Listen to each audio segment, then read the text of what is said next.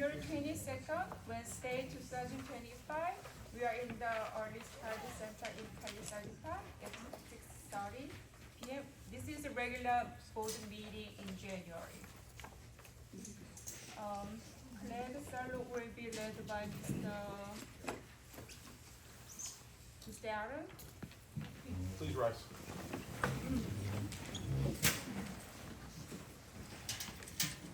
I pledge allegiance to the flag of the United States of America, to the republic for which it stands, one nation, under God, indivisible, with liberty and justice for all.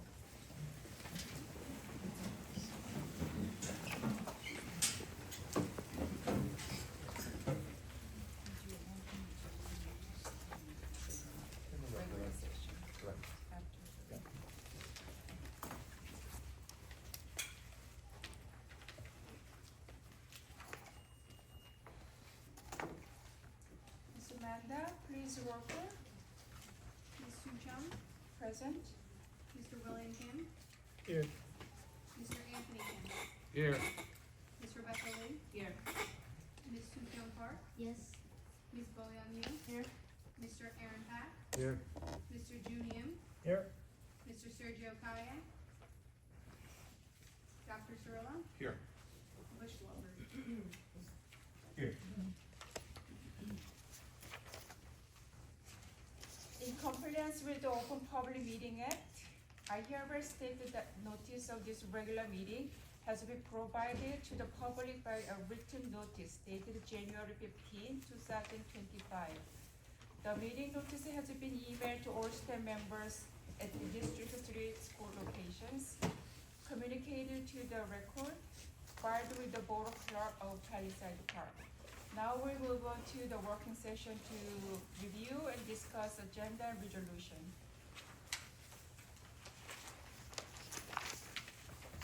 The first of the agenda is approving the board meeting. We have two meeting minutes. One is December, and the newly elected board members, you don't need to vote on the December minutes, but we have real meeting as well. So if you have any discussion or request any correction, then please raise your hand or say something. Any discussion? Then let's move on to the finance. We have 12 consent agenda on finance. And the first one is to approve the food service vouchers.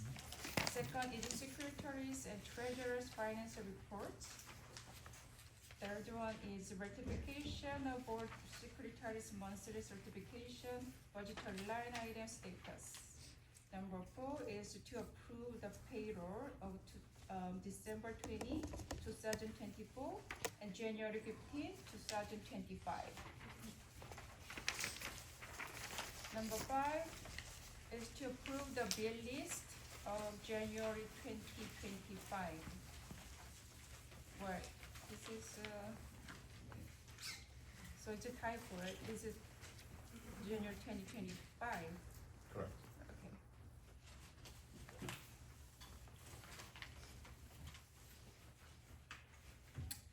Number 6 is to approve the transfers in our fund.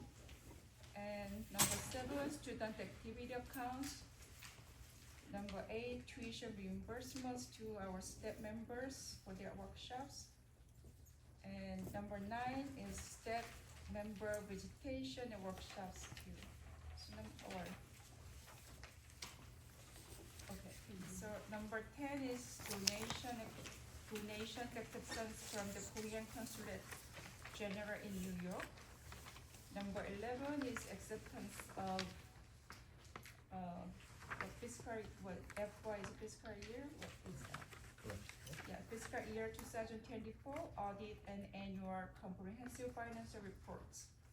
Number 12 is audit corrective action plan, fiscal year of 2024. Do you have any questions and comments, discussions?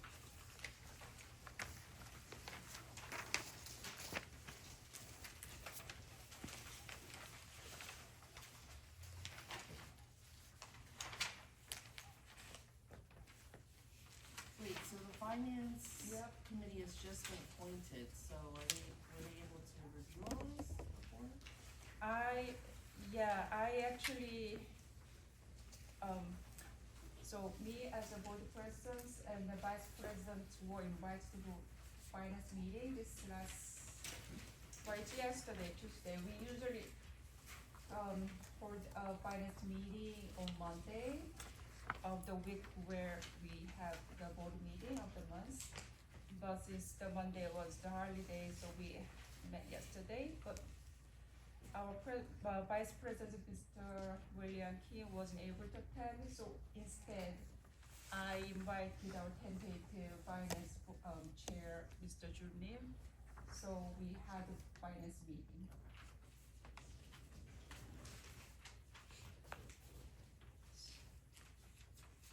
Although we have our finance meeting that I wasn't, because of my limitation of the hours that I was there, so I didn't raise all the questions to you, Dr. Cirillo. So number 5, I forgot to say that in our bill list. Yep.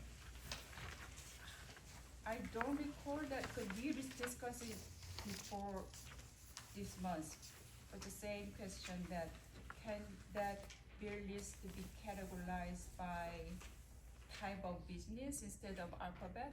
Yeah, I think we discussed it, and I don't wanna speak out of place without Mr. Fandowski being here tonight, but as we alphabeticalized, all of our vendors on the bill list, there are times that multiple vendors, the same vendor may appear multiple times. Right. So I think it might be easier to export this onto an Excel spreadsheet for the purposes you're asking, but because the system generates it a certain way, I'm not sure that we can, run Okay, that but this report. alphabetica was not really, it wasn't always like this, it was. No, this was a recommendation by the finance committee to do it alphabetical, so it was easier to see it. You mean the finance committee of our board? Yes, Mr. Shin made that, the one of Well, our I committee thought, meetings. I thought this alpha, he's requesting the alpha's way. I have to call Mr. Shin to verify, but I think it would be very easier to go see the same category, type of the business.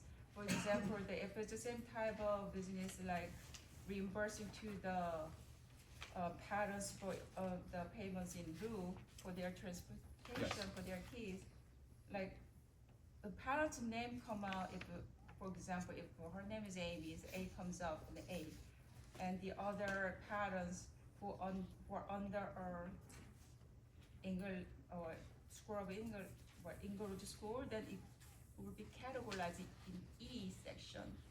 So it's the same type of payments, it's spread out by alphabetical order, so it's a little hard to Well, all of read. the school of choice Right. students are all categorized under aid and low, so they're all actually in the same area. I'm not sure if I understand your request. Right, but there's another like name, what page is it? H? Page H, Yeah, under 7, 7. that's also transfer reimbursement, but it's labeled, well, it's categorized by the parent's name. But this is not a school of choice reimbursement. This is a special education transportation agreement with the Right. parent. Right, but that's a kind of the reimbursement to their transportation, so, but before I record that they were kind of categorized the same page, so we see how much the budget was placed to the reimbursement of transportation that we could easily navigate, but now all the information spread out, for us, it's harder to understand, but that's too much work for the administrator. I think I will talk to the finance, board members in the committee, then should be okay, but just don't understand why it has been changed to this way. Yeah, I don't know the system like the business administrator does. I don't wanna speak for him. Yeah, We but can follow up with this. okay, so, but I think I remember what Mr. Shin asked, that it was same as I just, Okay. explained. And also number 11, that's, okay, number 10, the donation of the Korean Consulate General in New York. Yes, I don't recall last year the amounts for the I believe the amounts are the same as last year. Lindbergh. Was it I 5,000? believe it's the same as last year, yes. Okay. I can double check that and get back to you. And then the donation for the 2024 to 2025, because usually general consulate, they donate for the year of like January. It's different from our school fiscal year. And when it says the donation for the 2024, 2025, do you think that's our school year? It's to be spent by June 30th, 2025. I Okay, so can't you're tell them when ready. to make that donation, but, you know, whenever they make it to us, I'm grateful to receive it on behalf of the board. But it is for the school year 24-25. Okay, and we didn't receive it yet, or? We did receive it. We have to We have we received. have to memorialize it by way of accepting those resolutions. Okay, So they sent us a check, they sent us, how we should spend those funds, just like years past, and they are to be spent by June 30, 2025. For number 10. Yes. I mean, not 10, 11. Yes. For these, I haven't reviewed this. Yep. So is that something we can table, or is there assurance that it's been reviewed thoroughly, or? So ultimately, I don't think anyone's had the opportunity to review it. I think the PDF that was shared, I always refer to the audit as the big book and the small book. The small book, I don't expect anyone to read this yet. If you did, I'd like to hang out with you if you have that time. But I know Mr. Weiss from BKC is here with us tonight. I'm sure we could table number 11. There is no requirement for us to accept it tonight. We can do that next month. But with regard to the corrective action, in consultation with Mr. Weiss, we trust their firm. We trust that their findings are necessary.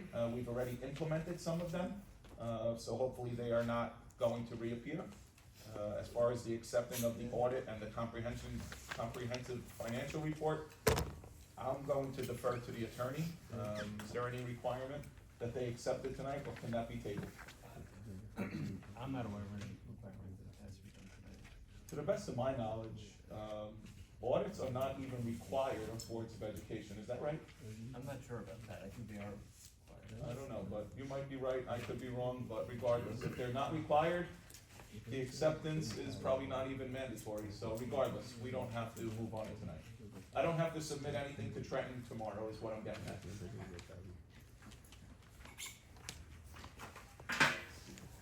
Aaron, that's homework for you. We gotta find out if they're required.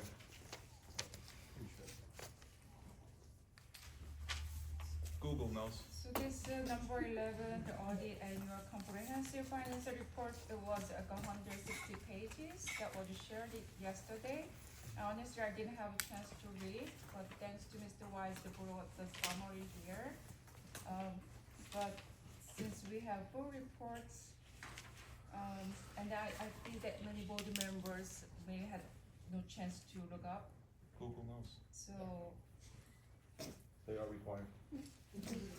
your best. Not as bad. Yeah, so you deliver your homework, right? So I like to table number 11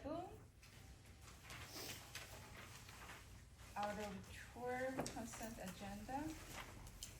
So, but we can decide in our regular session later. What about 12? What is, Trevor, in my understanding, a little difference. This is corrective action plan of 2024. I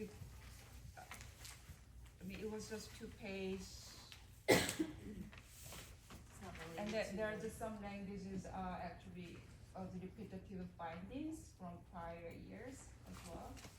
So for me, it's pretty familiar, so I'm okay to prove it, but it's up to you guys to. I think maybe also if I can add, after hearing Mr. Weiss in my report, no formal action will be taken until he's completed. So I'm sure maybe he can satisfy some of your concerns. Again, I'm not asking anyone to move on something they're not comfortable with. The good news is, he will speak under my report. Any and all formal action will be taken thereafter. Any other discussion in finance? Can I request that the treasurer's report be printed and provided monthly at the meeting? Printed, not in the drive? Yeah. No problem. That's the one pager usually, right? Thank you. I will make note of that, Amanda, please. Thank you. That's number It's number 2. 2.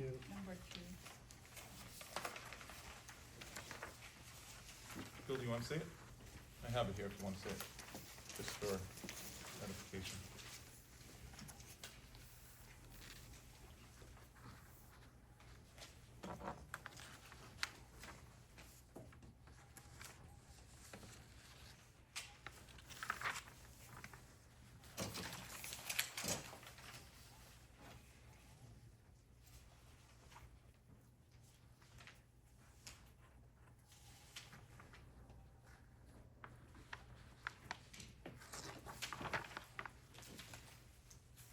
Any other questions?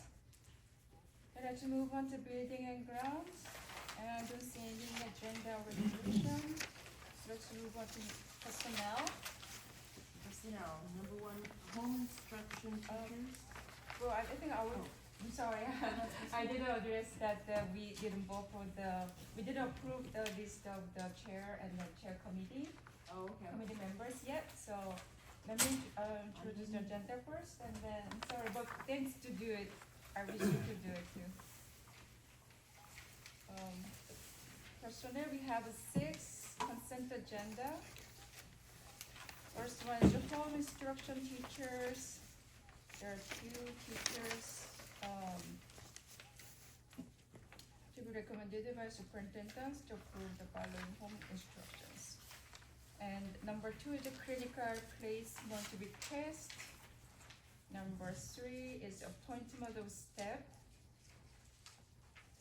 There are 3 steps, like daily substitute, the part-time custodian, and permanent substitute.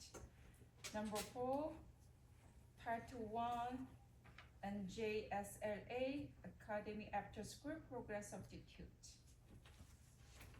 And number 5 is a head football coach to be appointed. And number 6, assistant software coach.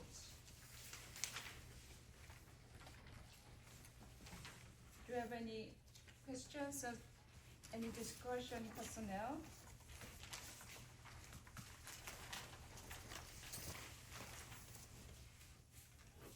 If none, Dr. Saru, Yes, ma'am. was there a resignation from the current football coach?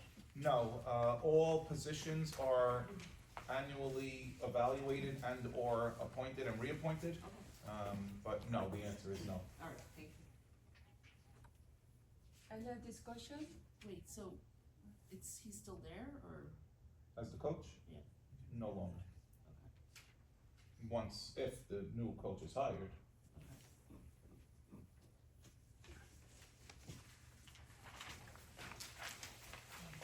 But there's no question. Next is education. We have only one agenda for field trip. There's 2 field trips, and one is to Bolero. I think it's bowling, and it's a 5th grade. And the other is Bowling Community College by Forest Group. Any questions? Next, negotiations, and I don't see any agenda.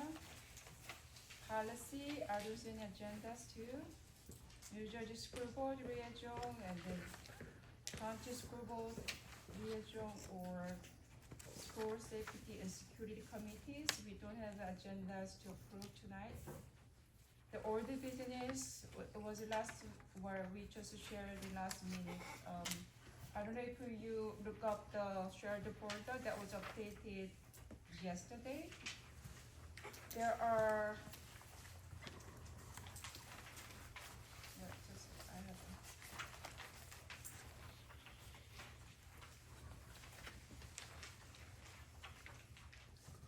have tax money underpaid, that was underpaid, school year 2021 to 22.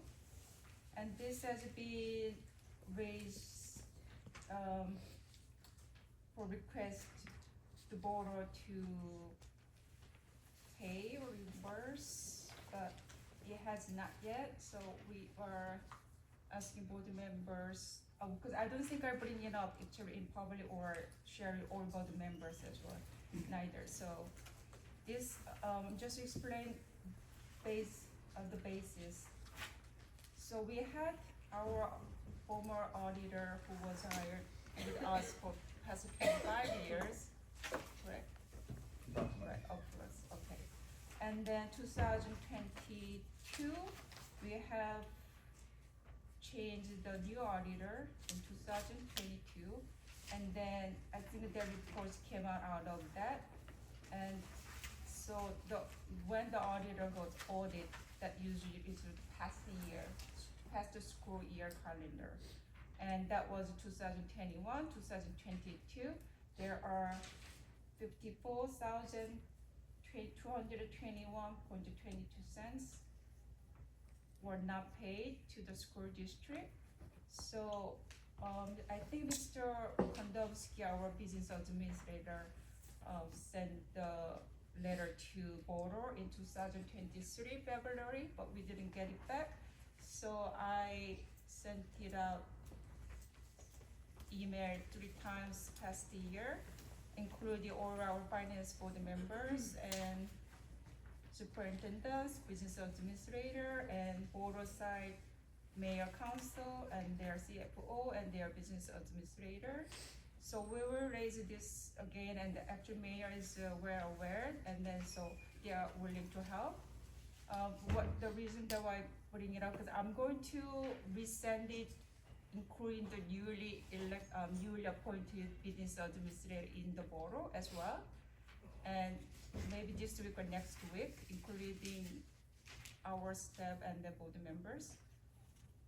And Dr. Cirillo and then Mr. Kondowski is not here, but please follow up after my email to this email. And then I'm pretty sure their business administrator, her name is Ms. Roberta Stern. She will follow up as well too. So I'm just make this information to all board members that you are aware of it. Can I ask a question? Sure. Yeah, like, how come they didn't catch this before that? I don't understand why they shut this down. If there was money then. It was caught. If I can just add a little bit of information on this, and I think Ms. Chung did a good job in touching upon it.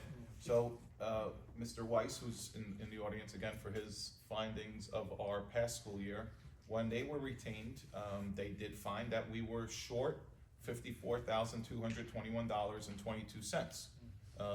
Shortly, again, the month is January, so the timing when Mr. Kondowski reached out to the borough in February of that time, it's similar to where we are now, after our findings, after our presentation of the audit.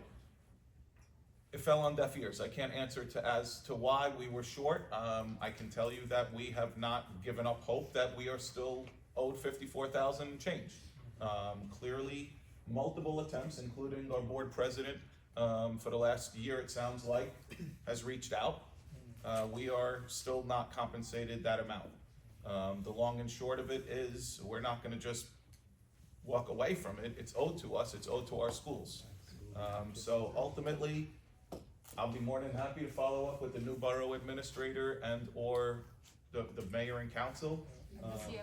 CFO, whomever we need to, because. Can we make a date and just go visit the mayor and say, hey, you know? Sure, you're a taxpayer, we can do anything we want. Ultimately, the mayor and council need to approve a resolution authorizing a payment of this amount of money from that year. That's it, it's not that difficult, I can't answer to it. Mr. Shin is there too now, so he has, you know, he should do something, right? Absolutely. Yes, sir. Just to clarify to your question, Mr. Yi, so you are asking if possible to go on the past years for 25 years, right? I don't know, I might ask Mr. Wise there later on if it's possible for the special auditing for the past 25 years of the same auditor with the municipal auditor. And I'm wondering why Mr. Weiss caught it while the previous guy didn't catch it, so are we missing on more money? Well, I think The that's school what- probably needs, you know, he Yeah. probably needs for better education anyway, so. Thank you. That reminds me that I need to explain as well. I don't know if the sitting board members remember that in September 2024, the board enacted the policy that the school district ban and prohibit the borough auditor to be appointed to the school as a school auditor at the same time. This was the basis of it. That's why I made a motion to that and it was passed. So, yeah. Do you have any questions?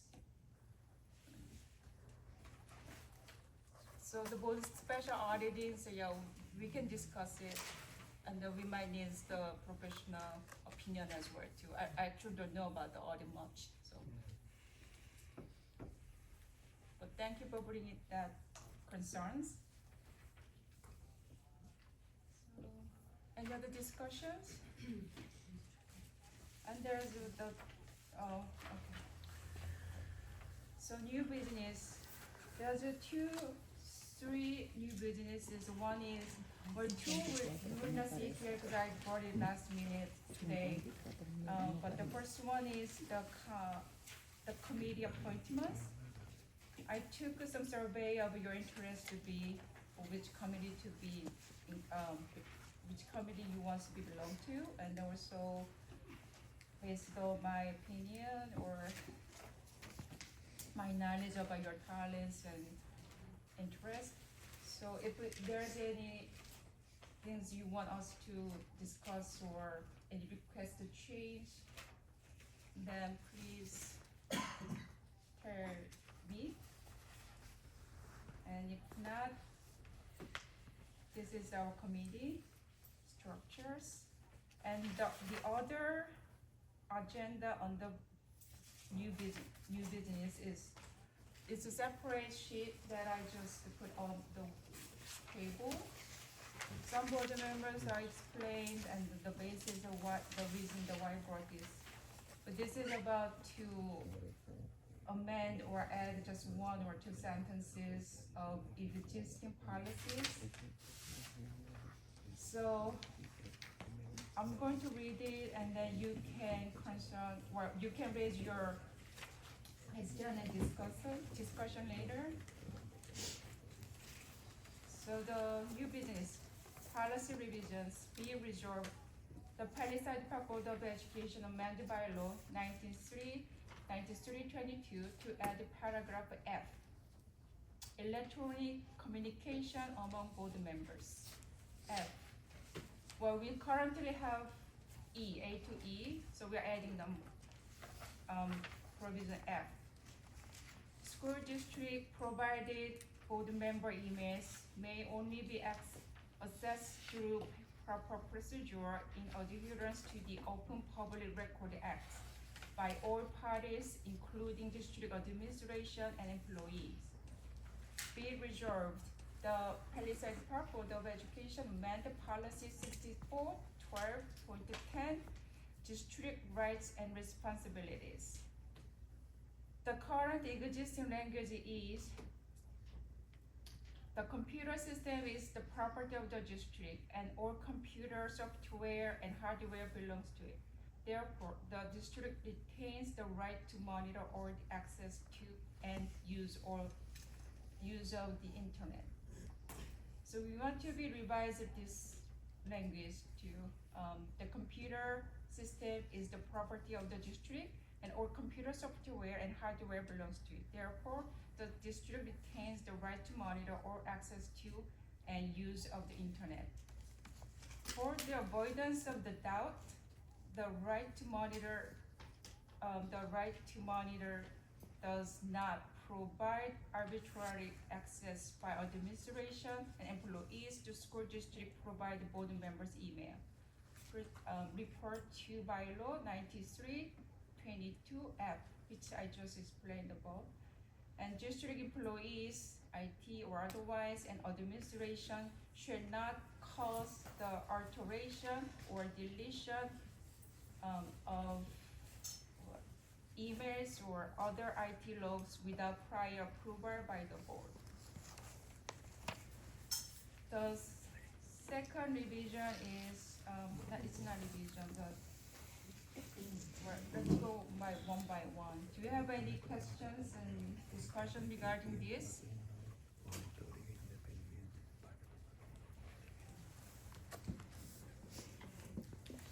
Because I'm going to make a motion to approve this new policy, to amend this policy in regular in regular session. So if you have any discussion, let's talk.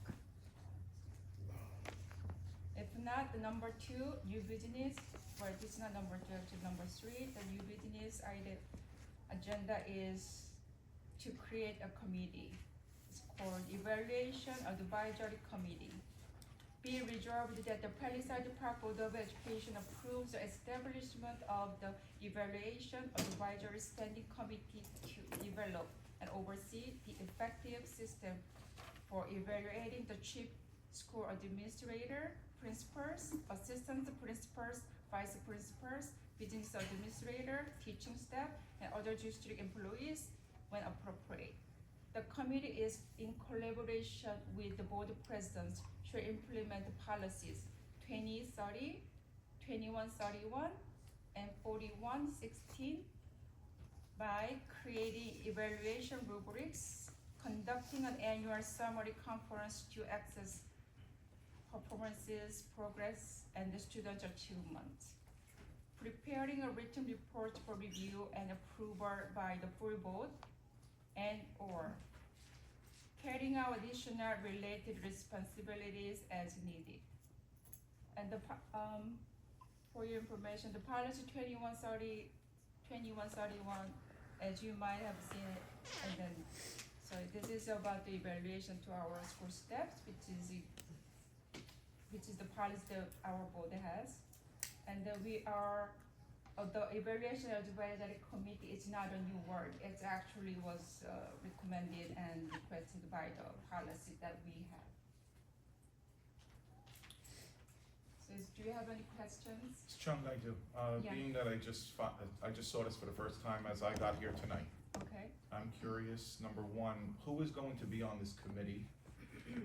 This one or the The advisory committee, who will be Yeah, on it will this? be consistent with, because I looked at the policy, it doesn't really designate what person, but I believe definitely it's board members and maybe administrators, teachers.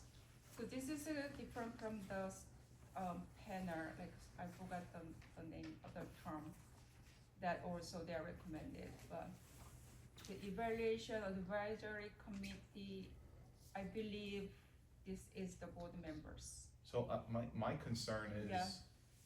we are fully in compliance with any Teach NJ regulations regarding evaluation. The board, to the best of my knowledge, does not have the right to evaluate teachers, principals, assistant principals. Again, I could be completely wrong here tonight, but to the best of my knowledge, again, unless it's broken, we don't necessarily have to fix it, we can tweak it. But this sounds like it's a new policy on creating a committee. I just wanna make sure we are compliant, number one. We have annual summary conferences, we do progress, again, maybe we need to discuss this further, I'm just a little confused on the whole thing. Right, maybe it might not match to the, as a board member, our knowledge, our experience too.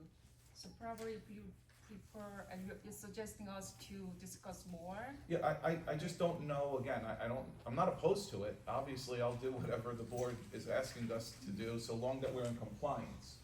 Obviously, there's a chain of command and protocols and procedures, within Teach NJ.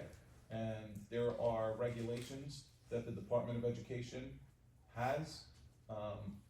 I believe it might be an interference in the event board members are in a building to evaluate anything more than their responsibility on this day is tonight and any other night. I think you'd be right about that. I'm not sure that, and obviously Ms. Strong will tell us exactly what it was that, is intended by this, but I too are just seeing for the first time tonight, but my understanding is, if we look at the policies that are referenced in there, like 2130, that talks about the principal evaluation, and the board already has a policy regarding the principal evaluation. So my understanding is that the idea of the committee is not meant to do more than the board is already doing, but to designate a subset of the board to focus on that the role that's already there and to oversee. And so certainly that would not include actual evaluation of staff members, other than you, if that's what was intended by this. I'm not sure it is. But could entail overseeing things like the rubrics that are used and talking to you and making sure that any updates to Teach NJ or anything else like that are incorporated, and you know, up into that line. We where- created a district evaluation advisory committee years ago when the evaluation system in New Jersey was overhauled. There were requirements that parents be on it, that teachers be on it, that union members be on it. Again, I think we need to just discuss this further. I'm not trying to, I report to the board, so ultimately, so long we're in compliance and you advise us that this is okay to do, who am I to say differently? So all the details and your concerns and recommendations and your questions, we can start with these committees, and then you can obviously start with us and the committee as well. Yeah, let me look at Because the policies, if you don't yeah, mind, the existing sure. ones, and then I think if we talk further and just dissect them one at a time, and Yeah. maybe add to the existing policies, Right. and maybe I'm misunderstanding this Oh, completely, this is but. this is just to create a committee to focus on, as our attorney says. I mean, there's a many, the policies are long, so I Yes. don't know if I jot down. Do you know if any other district is doing this, or are we trying to on be at the this forefront, do you know? evaluation of the budget committee? Yes. That was actually stated in our policy that was requested, that I'm looking for. Yeah, I think it's what I just referred to, the DIAC, we refer to it as the District Evaluation Advisory Committee. Okay. When I was it was my first year, I think, as superintendent, we had to create that because that's when we went to the strong model. I don't know if we wanna tweak it, that was obviously 12 years ago, so maybe there's some language that needs to be updated. But I know there's a clause in that we are obviously bound and required to comply with any and all evaluation rights in the state of New Jersey. Okay, just one paragraph, so maybe, I don't know if that would help, but Which A chief- policy is this one? this is policy 4116, Yes. that's the second page, where it's, just indicated, but this is, Evaluation of teaching staff. alright. A chief school administrator directs the development of and oversees the district evaluation policies and procedures requiring an annual evaluation of all teaching staff members. The chief school administrator may consult with the district advisory evaluation committee or representatives from school improvement planners. These school improvement planners, I well, in my knowledge, I think this includes the teaching staffs. That is correct. The chief of school administrator should direct the development and oversee, and there's other provisions below this. Yes, I see it. Yeah, this is a kind of the policy that I brought up, and Yeah. then this is, well, again, that I don't know if I'm summarized what my concerns or what's the nature of bringing this up, but seeing all the negotiation process and my conversation with our administrators, and we have a different negotiation with different collective bargaining unit or individuals. I think this evaluation accurate and in detail that will help us to go further transparent and impartial process of negotiation, and then we want it to be effective. Okay. Not time consuming. And I understand. Okay. Do you Well, have any- I'm glad you brought that up, because there is obviously a, you know, in that paragraph, the chief school administrator may consult with the district advisory evaluation committee. It should be the district evaluation advisory committee, but,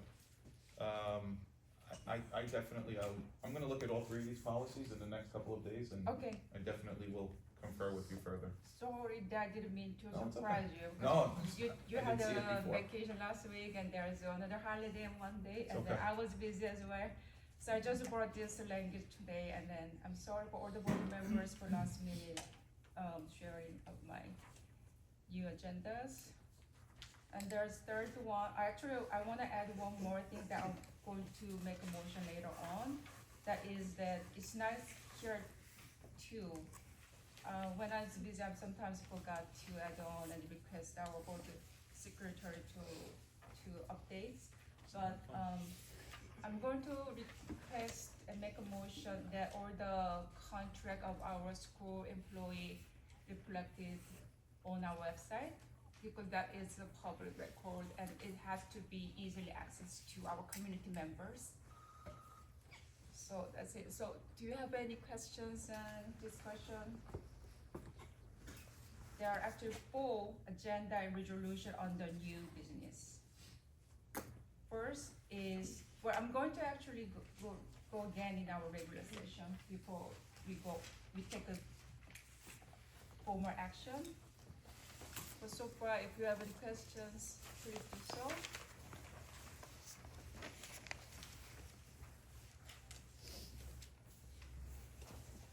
If not, may I have a motion to close working session and open to the regular session?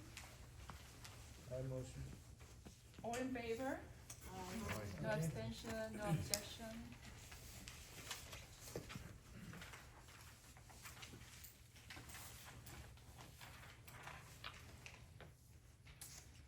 Okay, so our regular session starts with board present report.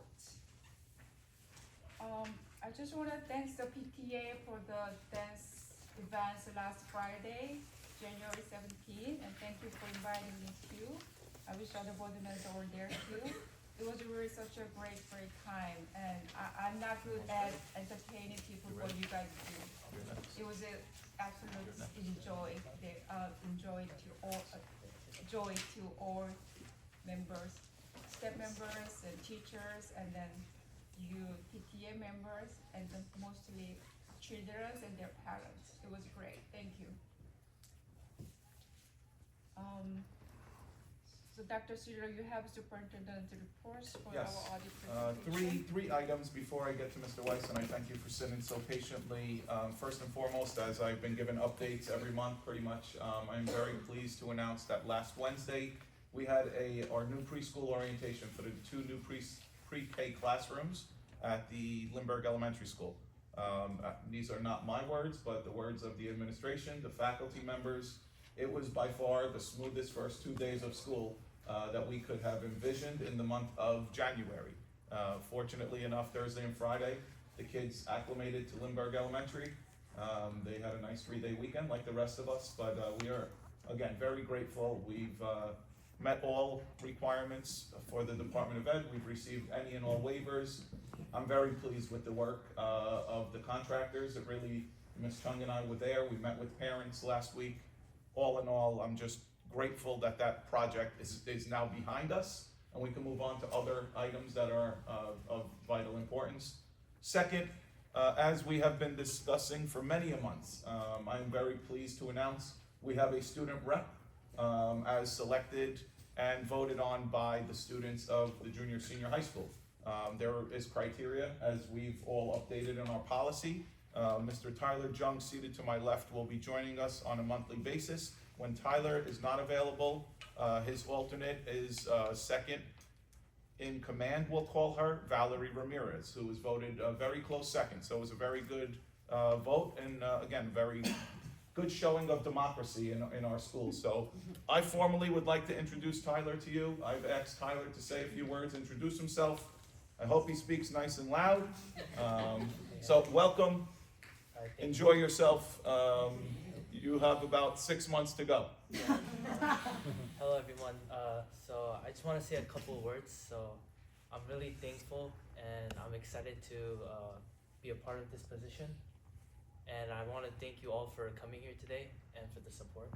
They're here for you. Oh yeah. Oh yeah, I'm ready. Thank you, Tyler. Tyler's a sophomore at the junior senior high school. As a reminder, what we did decide, and I think it was best practice by the board, Tyler will fill this position again with Valerie as an alternate in the event he can't make it through June. We've asked that in July, well, probably at the end of this school year, we would ask for a new runoff, if we call it that, for next school year. But again, we are going to go with the school calendar versus a fiscal annual January through December. We're gonna run it concurrent to our school calendar of July 1 through June 30. So welcome, good luck, anything you need, please be in touch. Last but not least, Mr. Jonathan Weiss from BKC had the pleasure of working out of our wonderful conference room, AKA garage. Jonathan was accustomed to it. It was his second go around. I thank he and his team for their patience, their oversight. I don't want to steal any of your thunder, but in my 12 years as superintendent, I can tell you wholeheartedly this was the first and hope many more times to come, even better than this. It's probably our best audit, and I'm going to leave it to you. And when I say best, it's obviously due to the number of suggestions in the past and recommendations that we've implemented to better our accounting business end of it. So please, if Jonathan, you want to share with the board and the public a few words and your findings and the process, please. I do. Before I get started, I got here a little early, and I do want to make sure everybody here has a copy of our handouts and things of that nature. On the end, can you guys hold that? I'll give it to him. I have it. Oh, thank you so I much. have hard copies. So, my name's John Weiss. I work for BKC CPAs, and we're the auditor for Palisades Park School District. And it's our pleasure to come down and talk about the results of the audit, primarily talking about revenues, expenses, and fund balance, and a word or two about the audit process. And what I try to do with our handouts is boil down about 150 to 160 pages of the audit book into some charts, graphs, and some financial highlights. What I'd like to do is start with the revenues and comparing them between this year and last year, and also looking at some charts and some trends. Now, in terms of revenue, from district to district to district that I went to this past audit season, there are three things that are pretty consistent. And Palisades Park is no different from most of the other districts I saw. Number one, interest on bank accounts is up for pretty much everybody. Palisades Park is no different. If we look at interest and other miscellaneous income on the first page of our financial highlights standout, we can see a pretty big jump between this year and last year. That meets my expectation as far as interest going up, because interest has pretty much gone up for everybody. Palisades Park is no different. The second thing I noticed is the increase in state aid, primarily the Special Revenue Fund and the Capital Projects Fund. The Special Revenue Fund is the result of expanded preschool aid, and that's gone on for several districts that we've looked at during this past aid cycle. Almost everybody's getting a bump in preschool education aid. Palisades Park is no different. In addition to that, what are called ROD, or regular operating district grants, are available in your Capital Projects Fund. Palisades Park has a ROD grant in effect right now for a roof replacement project, which is detailed in the F section of your financial report. And that represents the jump from $291,856 versus $577 from the prior year. The third consistency is the sunsetting and use of the ARP funds, American Rescue Plan funds, where the federal government gave out additional federal aid in two waves. three grants, and then 5 grants. And the first set of 3 grants sunsetted around September of 2023. The last set of grants sunsetted around September of 2024. And you can see in the special revenue fund a difference of $5,867,893 versus $3,231,228. That the district has used its ROD grants, and primarily the ROD grants were used for HVAC projects that were ongoing in the district during this past year. Those are really the spikes in revenue between this year and last year. But what I wanted to do, and we're going to jump into the next page of our handout, I wanted to look at a pie chart, right, just to see how the revenue stream works for the district this past year. And we can see that most of our pie wedge is going to be green, red, and yellow.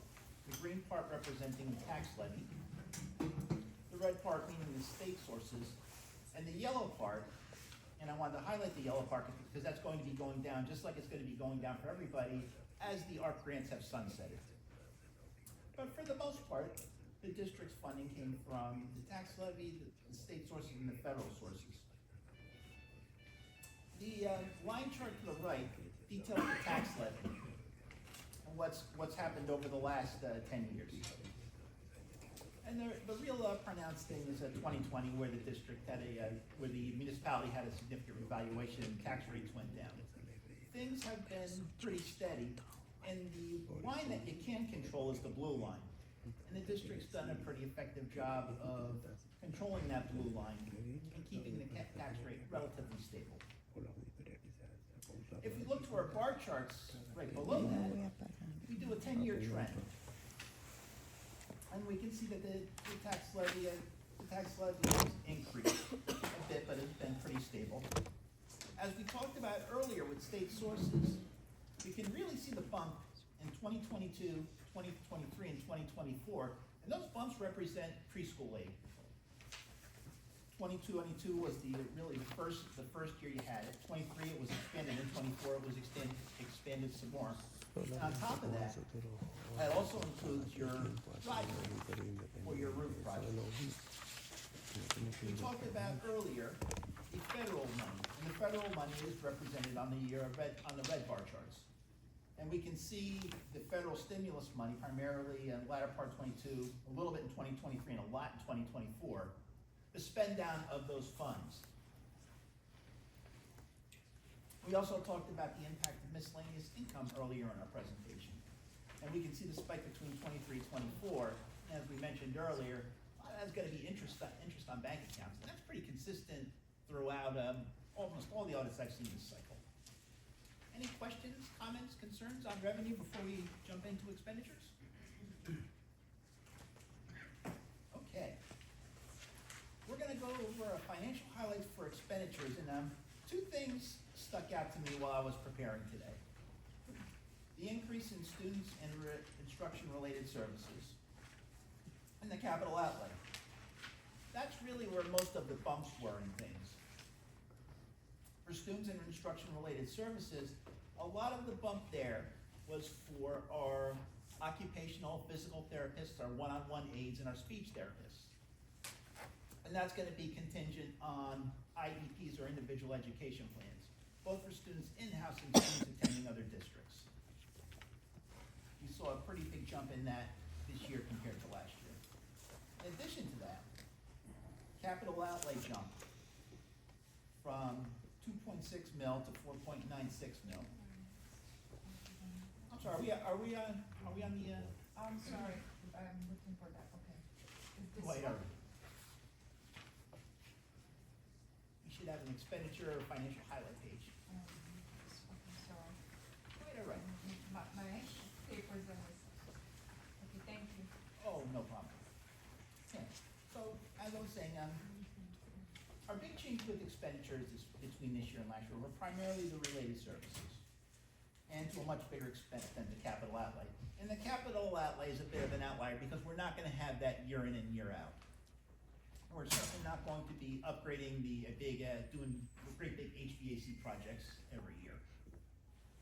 And that capital outlay number also represents the use of the federal ARP money that we talked about earlier. That's used for those projects. moving to our pie charts on the next page,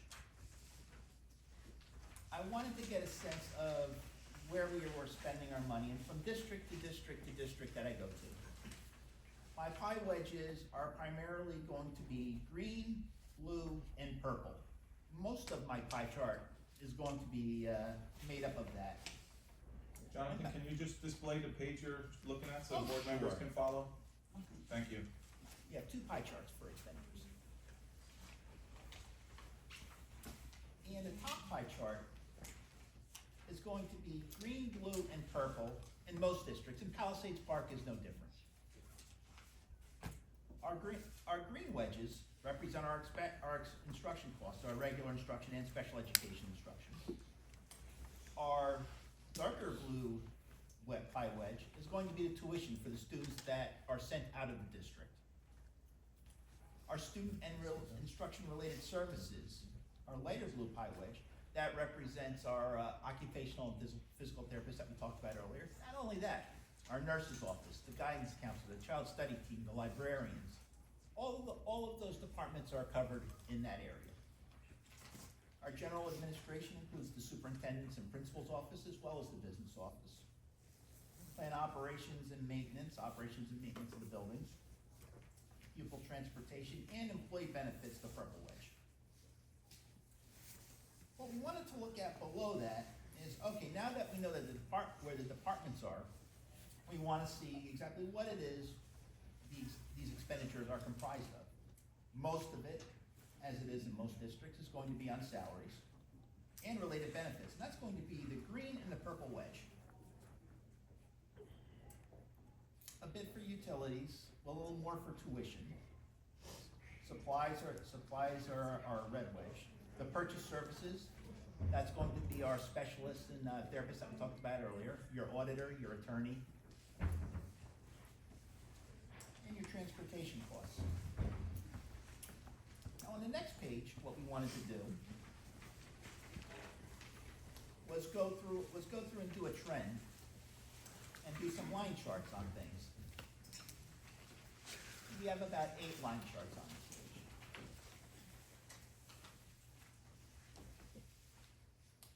And we can see that a regular instruction and special education instruction have been pretty regular instruction, a bit more. Special education's been steady over the last few years. Tuition's gone up, and normally when tuition goes up, I'm gonna look 2 lines down and look at transportation, because those things often work hand in hand. If we're sending students out of the district, chances are better than not we're having to transport them. So I can see that these trends are in alignment with one another.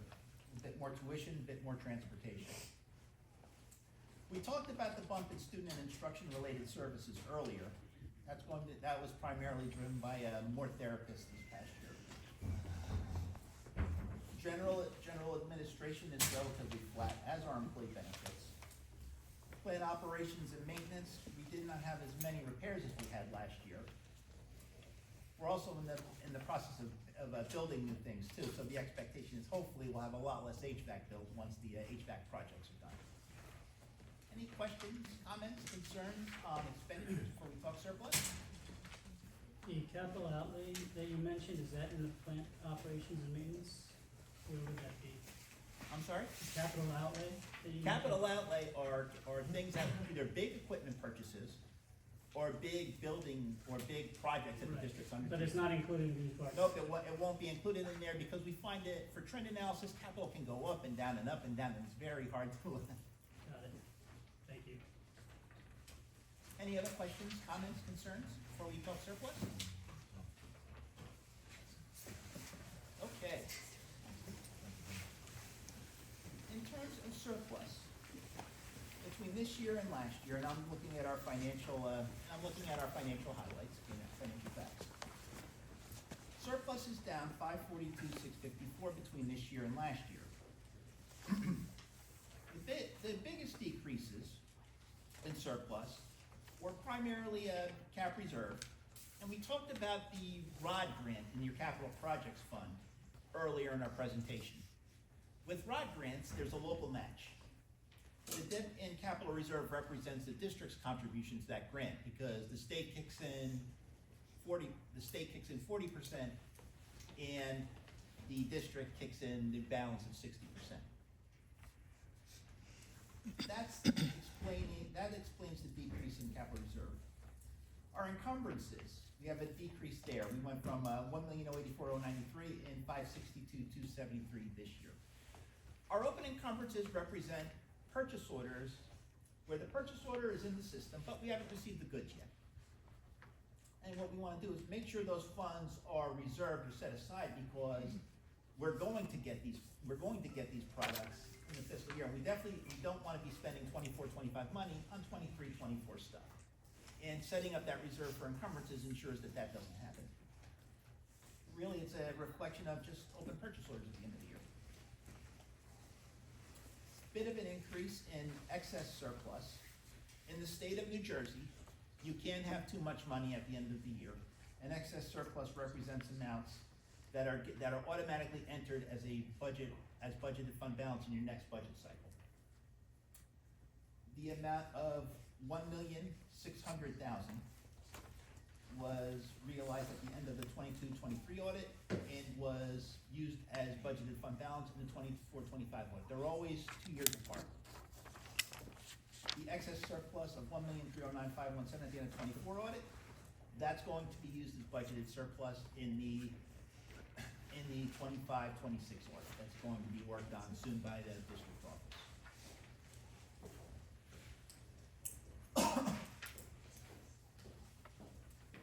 Any questions, comments, concerns before we move on to a couple of other surplus charts? I'm trying to follow. So I probably have other questions later on, but not for now. Okay.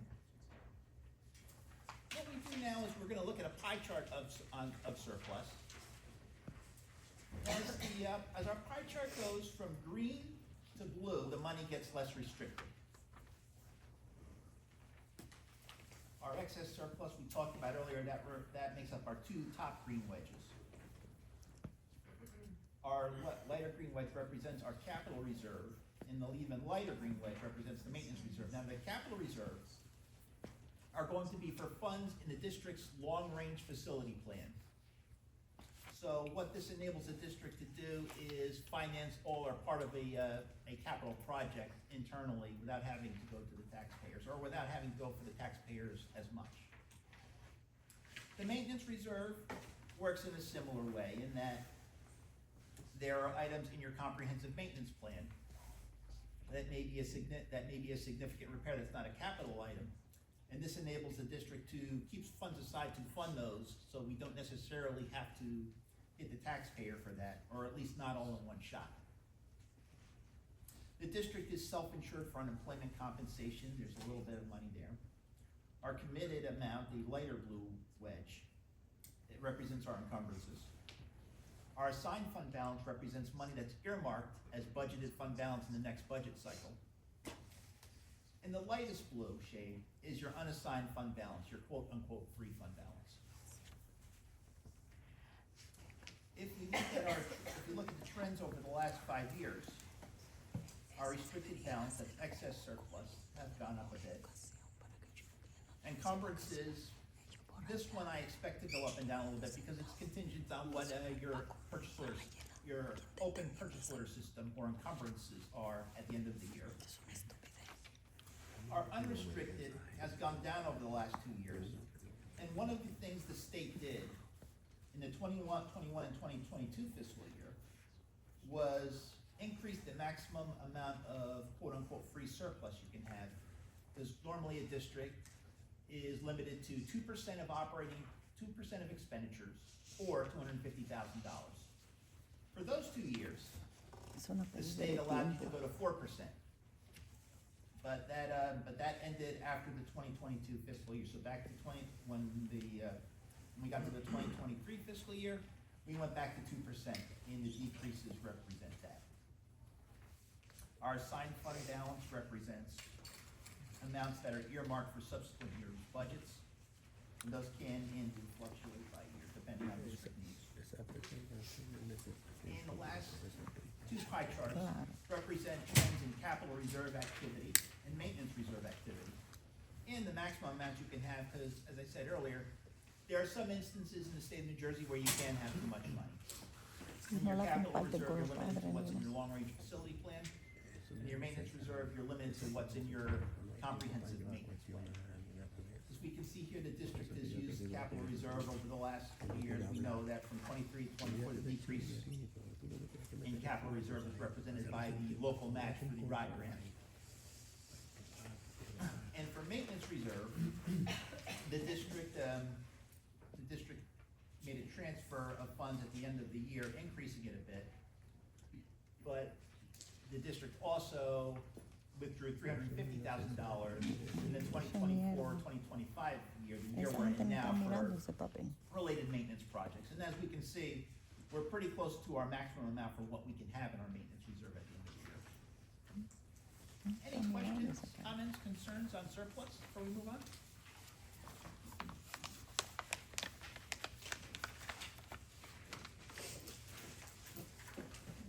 A word or two about the audit. We come and visit the district typically early in the summer and towards the end of the summer. We look at everything from payroll records to board secretary's reports, to bank statements, to cafeteria records, to even enrollment, to the district's enrollment and transportation reports. The results of the audit this past year resulted in 4 audit recommendations, down from last year.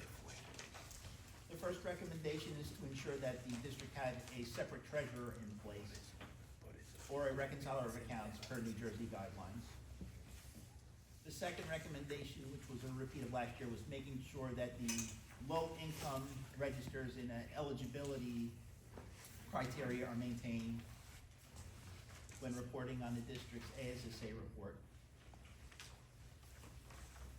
The third recommendation deals with the state-mandated position control roster, ensuring that it's in agreement with the board's financial records.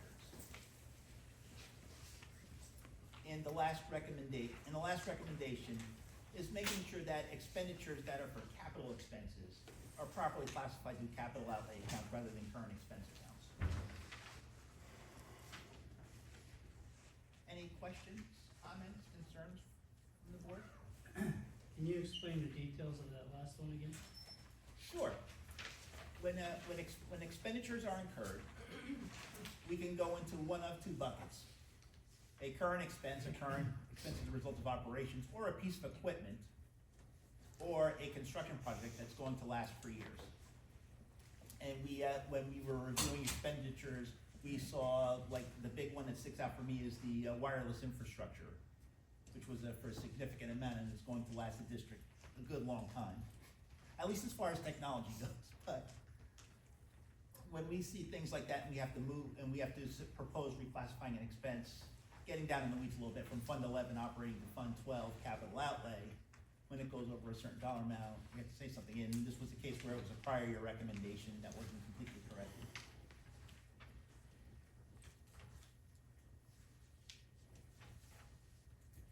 Any other questions, comments? Jonathan, a question unrelated to the audit, but what was discussed during our work session earlier this evening. The last time your firm and group was with us, it was determined that approximately $54,221 was short paid to us from the borough. This is 4 years thereafter. Are we still permitted to receive those funds? Yes. Thank you. And relevant to that question, do you think if we do the special auditing for past 25 years prior to that year that you found that findings, is that possible to go over that long years? I think anything's possible. I sure would like to have this conversation with my boss Okay, thank as you. she arranges for those type of special engagements. Thank you. And we will look forward to getting that call. What was the issue with the position control roster? The position control roster, what happens, we get a register with names, salaries, and where they should be charged. And we found instances where folks were charged, were in one spot on the position control roster, but charged somewhere else in the financial statement. So I think when I asked for a more detailed explanation of that, not from Mr. Weiss, but from our internal systems, in the event an employee, a teacher, is paid from their regular line as a teacher, and he or she is now a coach, they technically need to be paid from a separate line, but it's the same employee. It's just a management where I think the recommendation we're implementing already is that we ensure that we have like an Excel spreadsheet with all employees, and any payroll line that they're getting drawn from is under that same employee. Can we explain it any better? Is that okay? Absolutely. Thank you. So the completion date, if that's passed, that means we met the goal? The completion date, no, so anything now on the corrective action plan, in consultation with Mr. Weiss, Alex, Mr. Kondowski, myself, Mr. Weiss have met. These are obviously in the corrective action plan that's in the folder of the board members on the drive, the 4 items that were pointed out. There's a finding in one column, there's a recommendation, there's a method of implementation, there's a person responsible, and a completion date. So, on the first item in the corrective action plan, the finding of not having a treasurer of school monies. The recommendation was that we should obtain a treasurer of school monies or appoint another staff member as the reconciler of record. The method of implementation. The district has appointed the assistant business administrator / accounts payable as the reconciler of record for the 24-25 school year. Obviously, the person responsible for overseeing it was Mr. Kondowski as the business administrator. Our completion date was already met. On August 1st, Ms. Vecchiarello has already assumed those responsibilities. So long that we've met that requirement, next year's finding would not have that one there. So the other ones that speak to completion date of January 13th or May 31st, obviously we are working towards completing these actions. Okay, thank you. You're welcome. Mr. Weiss, I thank you so much for being here tonight. I thank your team again for their efforts. It's always a pleasure working with your group. I know, again, there's a lot of information for the board members to process here. If there are any questions after tonight's meeting, we can, compile them together, collectively. We can reach out. Alex would be probably the best person to contact you, of course. But, in the next couple of days, if anything comes to mind from the board, we can definitely follow up with you. And my contact information is available to everybody as well. Any questions, comments, concerns, please feel free to reach out. Thank you, sir. Thank you so much, Mr. Wise. Thank you so much, everyone. Have a great day. Questions for him? Yeah, until the open audience, sorry. If you want to send them to me, I can always follow up. Thank you, Ms. Chung. That concludes my report. Have a great night. Thank you, sir. Thank you, Mr. Wise.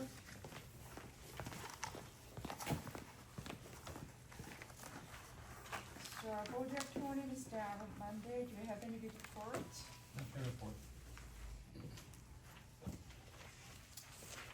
So let's approve the meeting minutes for the December 2024 and January 8th, the reorg meeting 2025. Do you have any question before we go on the voting process? Do you? May I have a motion to approve the 2 meeting minutes? I'll make a motion to. I'll second. All in favor? Aye. No objection? Amanda, please reflect the December 18th meeting minutes. Do not have any of the new members voting in favor. Thank you. Thank you for adding that line. Okay, so finance, we have 12 consent agenda, but as I mentioned in the working session that I'd like to off consent number 11, since I didn't go over all 160 pages of this comprehensive audit. So, may I have do I need to get a motion to off consent this 11, or I can just move on? She's looking at table number Yeah, 11. you could do, I think a few different ways, you can move to the consent agenda, you can table it for next time, But I need Or you can the just- motion to table, right? So, that's one way to do it, yeah. yes. May I have a motion to make it item number 11 to be tabled, and off consent and tabled? I'll make the motion. No second. All in favor? Aye. No abstention and no objection, okay.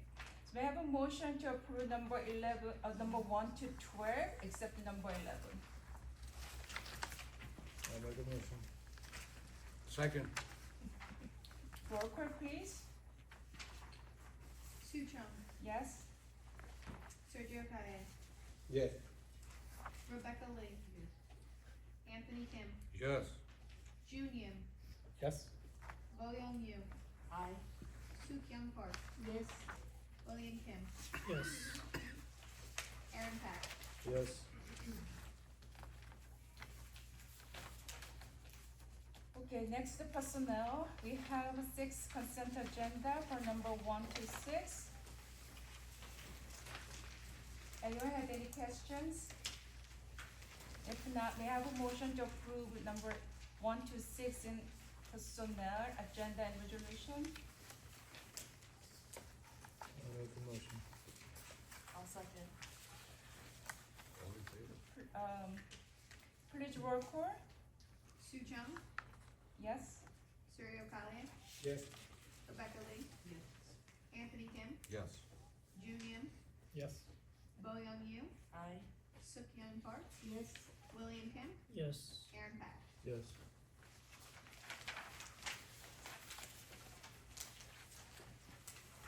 Let's move on to education. We have field trip. We have one agenda to be approved. That's a field trip. May I have a motion? I'll make a motion to approve. All in favor? Aye. No objections, abstention. So let's jump to the new business. Let's see. There are actually 4 new business agendas. Do you think we need to consent and then I can just go consent and then together, or have to be separate? I wanna consent and have to get the motion. Right. Right. Yeah, you have to, Or, I think it might just be cleaner since you're go one by Just one, approve. okay. the secretary to get, Right. So, may I have a motion to approve the committee members for 2025, 2025? I'll make a motion. Second. All in favor? Aye. No objection? Alright. Number 2, be resolved, the Palisades Park Board of Education amends bylaw 9322 to add paragraph F, electronic communication among board members. F, school district provided board member emails may only be accessed through proper procedure in adherence to the Open Public Record Act by all parties, including district administration and employees. Be it resolved, the Palisades Park Board of Education amends policy 64, 12.10, district rights and responsibilities. The existing language is the computer system is the property of the district and all computer software and hardware belongs to it. Therefore, the district retains the right to monitor all access to and use of the internet. Revised the language is the computer system is the property of the district and all computer software and hardware belongs to it. Therefore, the district retains the rights to monitor all access to and use of the internet. For the avoidance of doubt, the right to monitor does not provide arbitrary access by administration and employees to school district provided board members' email. District employees and administration should not cause the alteration or deletion of emails or other IT logs without prior approval by the board. May I have a motion to approve this new, the policy revisions? I'll make the motion. I'll second. All in favor? Aye. Aye. Sergio second. Any abstention, objection? The motion passed. The next motion is about, committee, evaluation advisory committee. Be resolved that the Palisades Board of Education approves the establishment of the evaluation advisory standing committee to develop and oversee the effective system of evaluating the chief school administrator, principals, assistant principals, vice principals, business administrator, teaching staff, and other district employees when appropriate. The committee, in collaboration with the board president, shall implement the policies 2130, 2131, and 4116 by creating evaluation rubrics, conducting an annual summary conference to assess performance, progress, and student achievement, preparing a written reports for review and approval by the full board, and carrying out additional related responsibility as needed. May I have a motion to approve to create the evaluation advisory committee?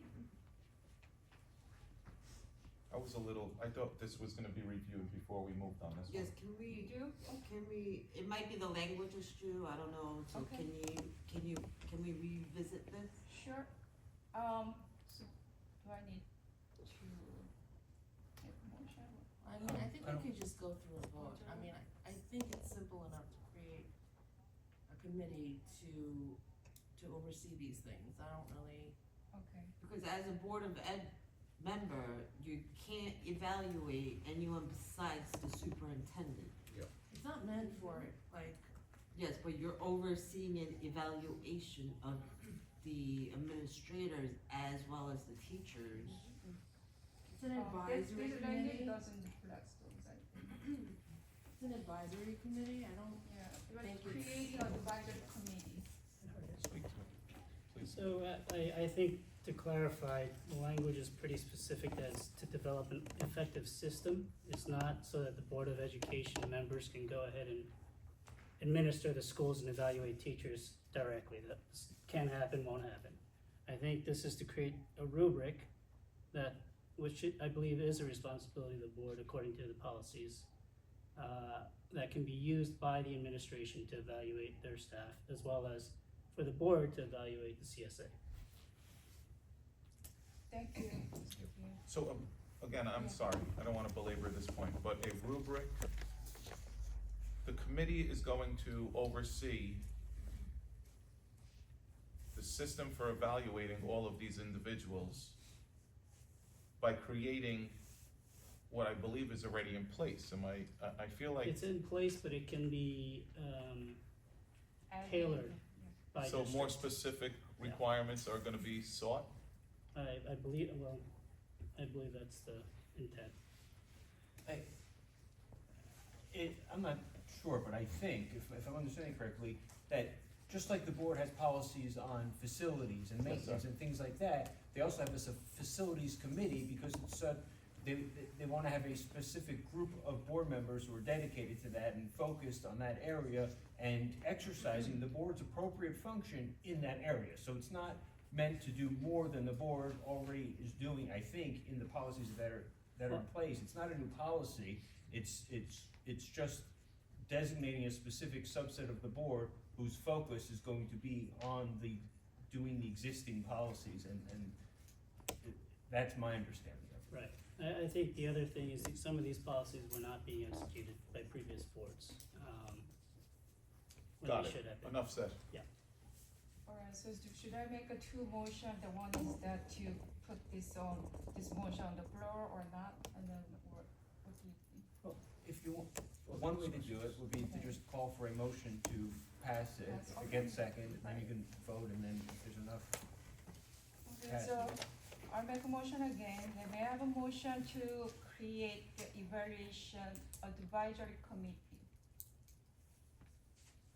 I'll make the motion. I second. Ms. Amanda, please roll call, Sue Chung, yes?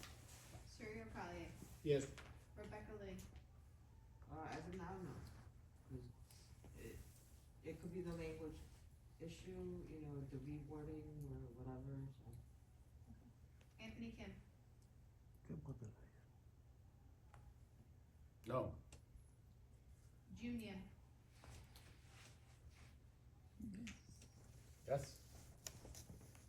Boo Young Yu, Aye. Soo Kyung Park, Yes. William Kim, Yes. Aaron Pack, Yeah, yes. So the motion pass. The next motion, the next new business, again, I'm sorry that it's not on the agenda, on the paper, but I'd like to make a motion to put all the school employees' contract, which is public record, to be reflected in our website, in our school website.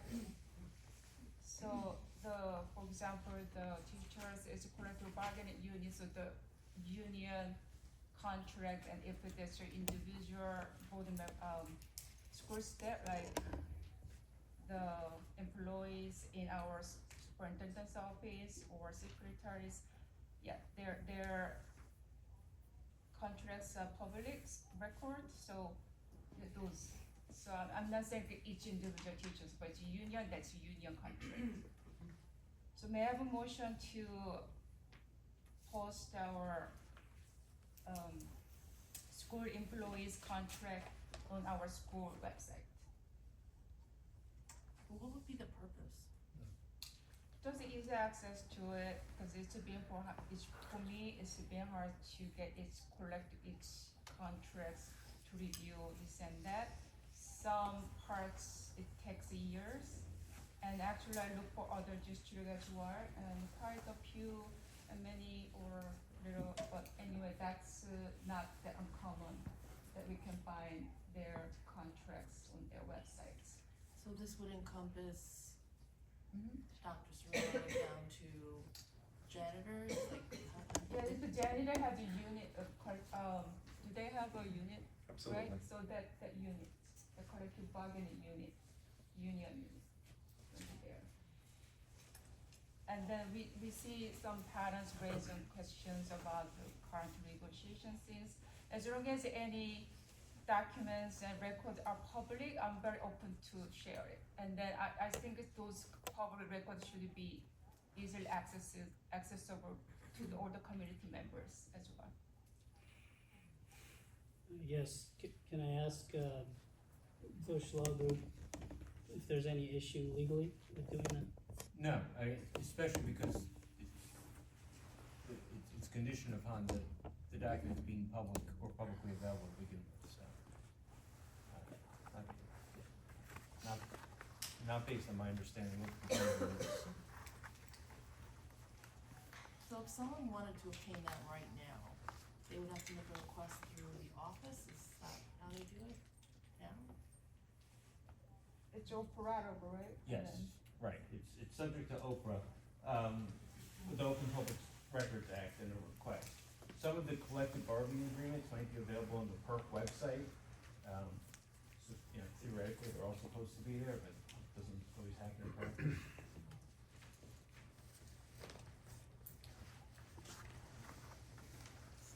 So may I have a motion?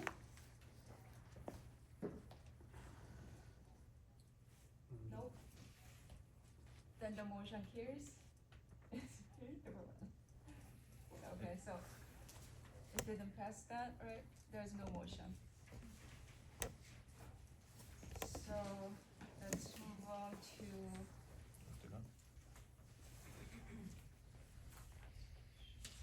may I have motion to close the regular session and open our meeting to public. Motion. Who made the motion? Aaron, and then who else? Stefan. Ms. Park. All in favor? Aye. No abstention, no objection. So each public participation is limited to 3 minutes, and please start to state with your name and address. I just have a quick question.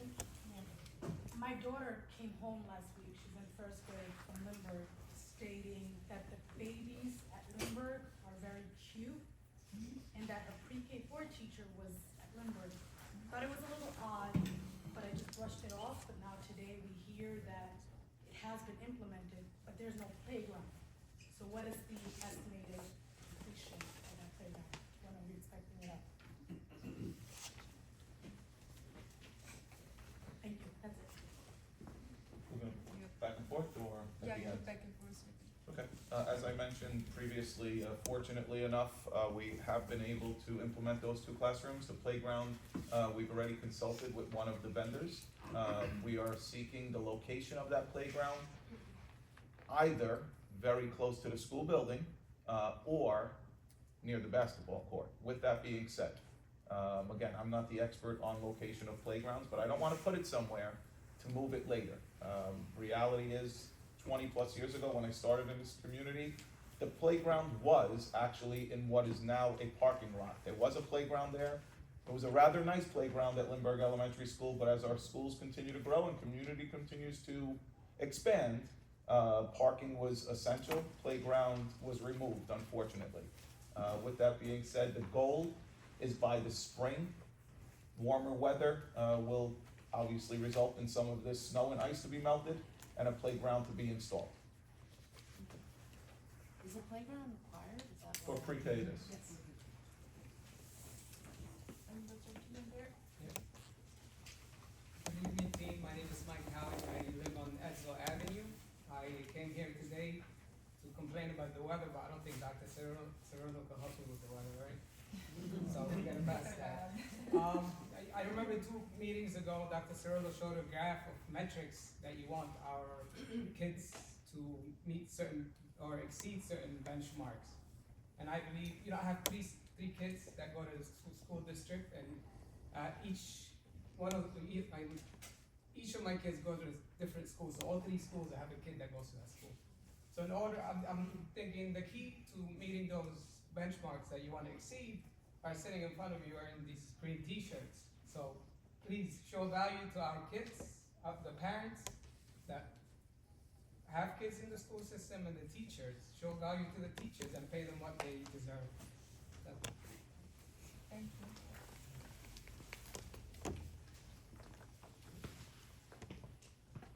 I'm gonna use this podium. It's nice, you guys put it here. Hi, my name is Princeton. I'm the negotiations chair for the Palisades Park Education Association. First, I'd like to wish everyone a Happy New Year. I'm also pleased to see that during our the reorganization meeting, that the board chose to retain the same negotiation chair, William Kim, which I hope will provide continuity in our discussions moving forward. I'd like to take a moment to update the community on our current status of negotiations. No progress has been made since May of 2024. The board's most recent salary offer remains below the county average.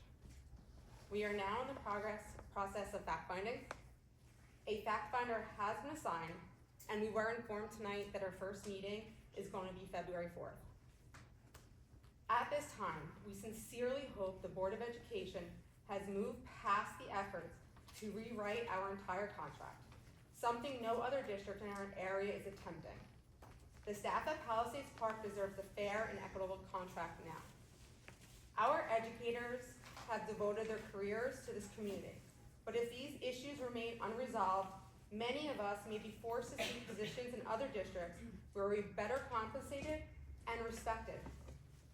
As we enter this new year, our goal remains unchanged: to secure a fair and equitable contract that reflects the values of our work and our dedication to Palisades Park. So I just want to thank you for your attention and your continued support.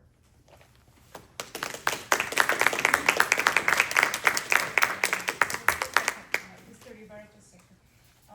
Mr. Attorney, so, rest of it, I don't know if our lawyer, Mr. Aaron, would say any, but for that language that the board propose is, that was one reason that I tried to make motion to put all the contracts to be available to public.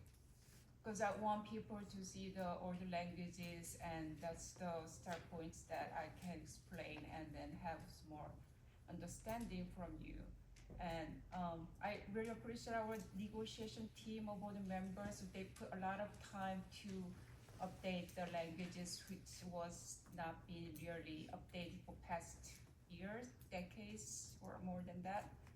So that I just wanna express my gratitude or thanks to all my negotiation team to do that. So.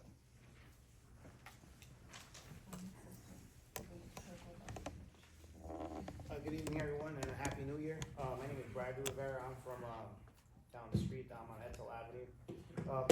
My comments are about the audit. Some of you guys know I'm a numbers guy, I'm a statistics person, and my question is the audit, specifically speaking, the ACFR and the AMR, is that publicly posted in a digital format? And if so, where can we find it? The second one is, does the audit report, when they do have findings or irregularities, do they require secondary reviews to be in compliance with the ISQC or the PCAOB? So those are two acronyms I like to be posted down to ask the auditor. That's actually required by every international quality standard. And I wanna know, is there a secondary review?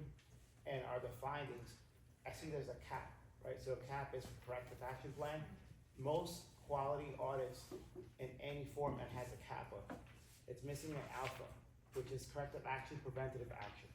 The reason why you have a preventative action is for the auditor, it's required to come back and validate the findings, because you can show a smoke show and make a treasure, and that person ends up being in the cafeteria and nothing gets done. So is there a follow-up, and what's the state requirement to be in compliance? Because I would hate to see a bunch of red tape and you guys don't get your money. And then I wanna have a comment that was made regarding the language of the collective bargaining agreement being posted. I think it's a fantastic idea. Any type of transparency is good. It benefits both sides and puts everyone in a level playing field. There's benefits to posting contracts, and when you're in a discussion and trying to negotiate something, whether it's for the school or the board or the town or the staff. Reason being is it allows you to see what you're working with. You know, you may be asking for a mountain, but all you may be working with is 2% of the tax budget. And that's one thing that needs to be addressed. Like, what are you working with and what's your cap? And whether or not you need to get together, get constituents and talk to the mayor to increase the town budget, because you could be asking for something that does not exist and that the town hasn't voted for. The town may not have agreed to go past the 2%, or they are in favor of this, but our voices aren't heard because we don't know what the cap is. So please reconsider posting the contract, reconsider discussing what the budget is, and see what can really be done, because we can go for years and nothing gets done, and we lose great teachers, great opportunities, and a good community. With a bad education comes a bad community. So I really like where I live. I like the work you guys do. So thank you. Happy New Year.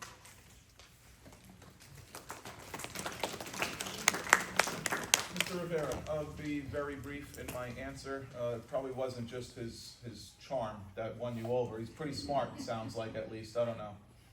But a lot of those acronyms, I'm going to leave it to these finance guys over here to my left. As far as findings, irregularities, and corrective actions, we have to submit all of that down to the Department of Education. You make a great point, and one that's very important to me. Like any oversight agency, clearly they have a job to do. And I am not questioning Mr. Weiss or his team because they're no longer here, but when they do their job, obviously, who is kept watching them? You know, again, we've had different firms who look for different things. And my hope is that if there is a repeat finding, a new team would come in, and that's the first thing they're looking for, that it was corrected. And upon correcting those, clearly, the information does get shared publicly.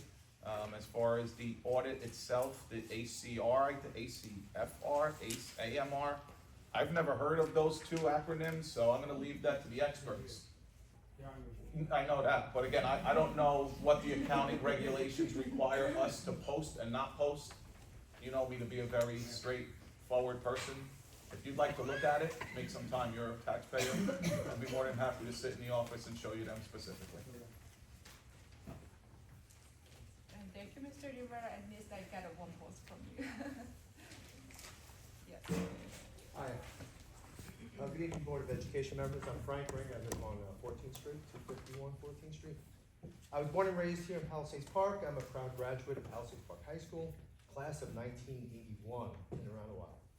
This past August, I sold my house in Oakland and now live with my father in Palisades Park as I seek out more permanent living arrangements. After college, I made the choice to return to town, the town that shaped me, and I settled back into the community. I started my business. I had an office down on Commercial Avenue. That was back in 1985. I sold my coffee service in 1998, and for 26 years, I've had the privilege of teaching at Palisades Park High School, helping to guide and inspire the students the same way my teachers did for me. This past November, I was deeply honored to be inducted into the Palisades Park High School Athletic Hall of Fame, a recognition of my commitment to this community and its students. But tonight I stand before you with a heavy heart, and in many ways, I feel like I don't know the people that I work for. And perhaps that's part of the problem we have with this whole negotiation thing. It's difficult to collaborate effectively or reach common ground when there's such a disconnect between the staff and the Board of Education. Maybe that's why we find ourselves at the impasse in negotiations. The staff of Palisades Park High School is asking for a raise that aligns with what other Board of Educations have settled in nearby towns. This isn't an unreasonable request. It's a matter of fairness and respect for the hard work and dedication of the educators who serve the community. Now, to put this in perspective, I'm at the top of the pay guide, 26 years. With my salary, I can afford a mortgage of approximately $310,000. Yet as of this morning, I checked on Zillow, there are 26 homes for sale in Palisades Park. 21 of them are asking over $1 million. The cheapest is listed at $725,000. If I remarry a woman who's at the top of the guide in Palisades Park, we still can't afford to live here. Okay. Now, this gap illustrates the growing cost of living in the community and highlights the reality that many of us, despite years of dedicated service, we can't afford to live where we work, or even the surrounding towns is getting so expensive. In the past 6 months, 24 homes in Palisades Park have sold for over $1 million. Let that sink in. Since the contract expired, 24 homes, Palisades Park over $1 million. Every new home sold, mostly duplexes, replace an older single-family home, and now pay 2 to 3 times the old tax bill. In 2010, my father sold his 2-family house to a builder. He was paying $10,000 a year in taxes. The builder put up 4 townhomes, each paying $10,000. That's an extra $30,000 a year for the last 15 years. So the town has collected $450,000 just on one piece of property in town. This has happened hundreds of times in the borough. You can't drive down the street without any new construction. Okay. So that reflects the affluence pouring into the town. Given this influx of wealth, it's hard to accept that money is an issue with holding up these negotiations. Okay? I was born at night, I wasn't born last night. Now, what's even more disheartening is the lack of connection and communication from the Board of Education. Now, this is who I am. I'm a dedicated teacher, I'm a proud alum, and someone who's given decades of service to the community. But I ask this respectfully. Who are you? And I mean that when I say, I really don't know the people that I work for. Not one of you has ever addressed our staff during a meeting, we have monthly meetings, to just communicate what's your vision of where you want to take this district. I have no idea where you stand. Board members get elected. I've never received even an email to say, hey, this is who I am, this is what I believe in. So maybe if that happened, there wouldn't be this divide between you and us here in green shirts. So, how can we trust in your leadership or your vision when there's no effort to engage or connect with the people who are working tirelessly every day to serve this district? I also need to share what recently we had a union workshop about seeking employment in other districts as there is a teacher shortage in New Jersey. Now I'm shocked that under your leadership, our union is now recommending to me that I find financial security someplace else. I mean, I have 26 years here and they're telling me go somewhere else because we don't see, the union lawyer doesn't see this happening here.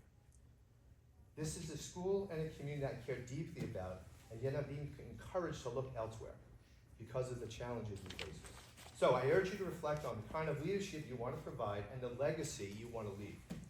I'm asking you to settle this contract with a pay raise that is in line, just in line with everyone in the area is getting. Investing in your teachers is an investment in the quality education for the students of Palisades Park. Show that you value hard work, dedication, and experience of the staff who have given so much to this district. Now let's move forward together. Settle this contract and ensure that Palisades Park remains a place where educators feel respected, supported, and proud to work here. Our teachers and our students deserve that. Thank you very much.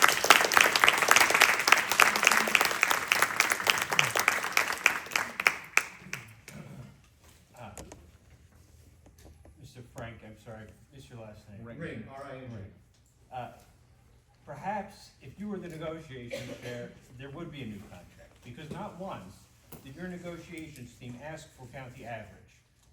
The demand has been well over county average continually, and the lack of movement is because we are in this fact-finding process now where literally nothing has happened for months because the association has not wanted to sit down at the table and try to work through these things in a formal process, which is also why there has not been more of an explanation from the board members during these public meetings, because this is not the place to negotiate a new contract.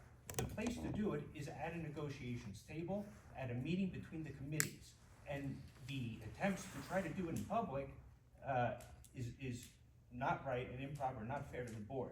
And when you ask, why hasn't the board contacted us staff directly? They're not supposed to. They're not supposed to have, it's not a back and forth. You had your, it's not a back and forth, you had your time. This is the response. The staff, the board members are not supposed to deal directly with staff. They're not supposed to have direct conversations about what the board wants to do and how to implement it, because they're supposed to set the policy and not get involved in the day-to-day. So if your expectations are that they're gonna come in and have one-on-one conversations or have direct communications with the staff, they're not supposed to. Not what I expect. I don't know anyone here. I don't know who anyone is. All I ask is an email, hey, this is Thank what you, Mr. Ryan. this is what They've all run for this is office, they've who all I been am, subject to and public my scrutiny when they experience ran with for office, education, they've and been this is where elected I'd by like to members of take this the community. district. That's all. And as far as county averages, we've been behind the county average pretty much every contract we settled since I've been here. And every year, the board, and not every board, not just this board, has said the same thing. We don't have money, but we look around the town, millions of dollars in homes are being sold. There's a So 2% the cap county on what average the board doesn't- can do. The doesn't- board doesn't- can raise more than 2%. So when the association asks for county average and it's above 2%, the board's gonna have to come up with cuts elsewhere. Thank you. Thank you. Anybody else in public? If not, may I have, Hi, Prince Thirty. you already talked, I'm sorry. I'm allowed back up. And once the 3 minutes are up, they'll come back up. Please. And I'll be not even 2 seconds. I just wanna say, most of what was just said, if not all, was complete by Mr. And we have spoke, even at our last board meeting before I left, we went over the county average, me and Amanda sat with you, and went over the math that gives the exact county average that we are below right now. And I also, at that point, because you decided to say that we are in fact finding, but negotiations can still happen, And did I not say to you before I left, and I'm sorry I'm pointing because I don't like saying I'm being lied to or what I said was misinformation. I said, anytime you wanna have a conversation, please reach out to me.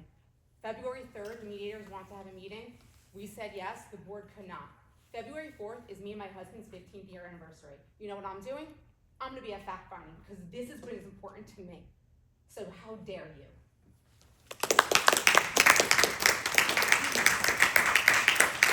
Ms. Tony, I was in the negotiation meeting. I'm pretty sure that all the Mr. Munder talks about is pretty correct. You have missed most of the negotiations. No, I With was all due there respect. every single time. And I don't wanna back and forth, and you even didn't respect me to say no to your second speech. May I have a motion to close the public participation and adjourn the No, meeting? we need to Oh, go to no, the not closed adjourn the session. meeting, we need to go to Closed closed session. session. So may I have a motion to close the public participation? I'll make the motion. Second. Second, Mr. Anthony, all in favor? Aye.